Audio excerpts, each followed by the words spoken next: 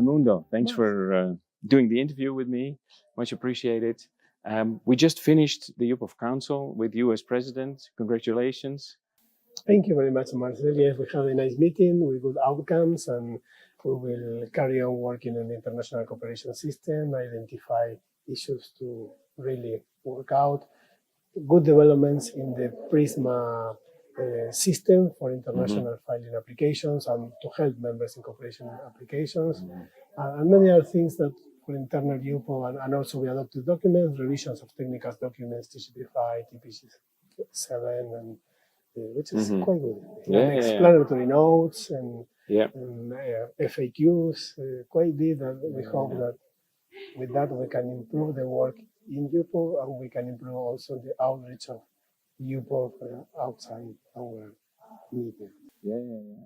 That's great. You mentioned UPOV Prisma, and I've heard a lot about it. Can you share a few details on what Prisma is? Yes, well, UPOV Prisma is a system that it's aimed to help breeders to file applications in all the UPOV members around the world. And then it got the 4 UPOV working language, plus some other languages, working languages as well. And then you can type, you can fill in the form in one language, and automatically you can get the translated forms of another language, and you just click to what country you want to file an application. They're not all UPOV members in Prisma, but there is every year more and more UPOV members joining the system, which means that it will be helpful. And the more access UPOV members will get to variety, need that the breeders need to facilitate the breeders filing the application, and this is one good tool. And of course, to make this a more useful system for society. Yeah, it sounds like a very user-friendly system. Yes, simply it is a user-friendly system, and also will help with the agents and all with the local practices as well. It's also a success due to the high degree of harmonization, and we realize that there is more degree of harmonization in the technical side than in the standard application form, and now we will pursue more harmonization in the standard application form to get even easier worldwide applications. Wonderful. That's very good news for the applicants. Yes, I hope so. So we're here at UPOV, at the annual meeting of UPOV. Why is it so important for a country to join a global organization for plant breeders' rights? Well, it's to get the most of the benefits of plant breeding, shall I say, not only the UPOV system, because the UPOV system is a tool to enhance and to promote plant breeding. And plant breeding is necessary because we need new varieties to give a reply to the new agriculture, which in the end, the challenges of agriculture nowadays are to some extent different, but to some extent not that different. We always need more production. We always need to be more environmental friendly. We are always dealing with some climate change. But nowadays, these needs are more evident or better considered than in the past. And plant breeding, of course, is a good tool to enhance crop activity and agriculture indeed. Yeah. I know that your country, Argentina, is a member of the UPOV 1978 Act, and there is also the a bit more recent 1991 Act. What were the reasons that are preventing Argentina from going to the 1991 Act? Well, I wouldn't approach the issue of being or not in the 91 Act. Probably it's better to see it in a positive way. The situation of my country is that we are halfway through the 78 to the 91. We provide information, protection to all genus and species, and up to now we have granted type to varieties of 257 different species. The scope of the right is a list of acts, which is the same of the UPOV 91 Act. But in the end, what is the difference? The difference is that we got the free farm safe seed, and we don't have the notion of essentially derived variety in our legislation. At the moment, in Argentina, we are working in a modification of our seed law in order to improve the protection of plant varieties, and some missing elements of this difference between 70 and 91 will be incorporated, hopefully will be incorporated. Probably not all, but some of them in particular, there be some limitations to the farm safe seed, the farm safe seed, that will be a good increase in protection for the breeders. especially for the small breeders, because the big breeders, they sometimes find their ways to protect the material, but the small breeders have less ways, and they are the ones who usually obtain 2 or 3 or small number of varieties per year, and they need these varieties to be well protected. To make people understand in this way sometimes it's not easy, and this is another reason why sometimes it's difficult to modify a law in Argentina. But we came to a point where the whole chain, farmers, breeders, the producers as well, and the grain chain and the fruit chain realized that they need new varieties to get more income, more yield, better products, to get access to the international market, and we can export because we are exporting countries. Sure. And in this sense, there is an agreement that we need to modify the law. Yeah. To what extent it will be closer to the 91 Act? That's another step, getting step by step closer, and one day being member of the 91 Act will no longer be an issue, and it will be the natural course. Yeah, sure. I know that Argentina is using the UPOV system to protect native germplasm and giving extra benefits to that. How does that work? Well, it works in this way. In Argentina, the ownership of the genetic resources belong by constitution to the provinces. So if anyone wanting to work with our national plant genetic resources need to get authorization by means of a material transfer agreement from the provinces. And that's what our National Research Institute of Agriculture, INTA, has made. They got the authorization from one province, Misiones, from a couple of provinces, Misiones, Corrientes, and they collected wild material for breeding purposes for ornamental varieties. They bred them and they protected in Argentina, and they got the policy for licensing that, which is different to big nurseries and small producers. And they also protected abroad, so the fact that we are UPOV members enable them to protect their territory to 75 members. And they did it in the European Union and in Asia, and they're licensed to be master license that commercialize these varieties in this region. And the royalties they collect, they distribute 50% to the institute and 50% to the provinces and the holders of the initial holders of the material, which is sustainable use and a good benefit sharing. And this is a way to show how both systems could be mutually supportive.